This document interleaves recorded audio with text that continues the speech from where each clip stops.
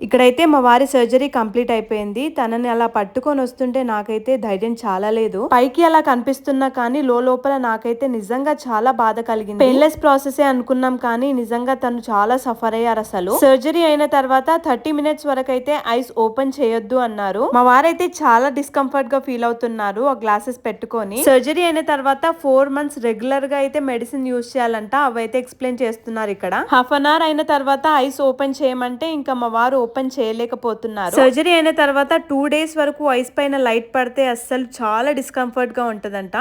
Ice నుండి continuous గా ఇంకా మా వారికి అయితే వాటర్ వస్తూనే ఉంది. ఎందుకని చేపించుకున్నాను అనేసి అయితే మా వారు చాలా రిగ్రెట్ గా ఫీల్ అయ్యారు తర్వాత. బట్ ఒక 1 week ఆగితే అంతా సెట్ అవుతుంది. ఆ 1 week అయితే కొంచెం పెయిన్ ని భరించాల్సి ఉంటుంది. అందరికీ పెయిన్ ఉంటది అని చెప్పట్లేను, ఇంకా ఒక్కొక్కరి బాడీ ఒక్కొక్కలాగా. కొంచెం మా వారు బెటర్ గా ఫీల్ అయిన తర్వాత అయితే ఇంకో హాస్పిటల్ నుండి మేము ఇంటికి అయితే వెళ్తున్నాము. మ్యారేజ్ అయ్యి ఇన్ని ఇయర్స్ అయినా ఎప్పుడు మా వారికి ఏమీ కాలేదు. ఈసారి కూడా ఏమీ కాలేదు. జస్ట్ సైట్ పోవాలనేసే ఈ సర్జరీ అంతే ఇంకా.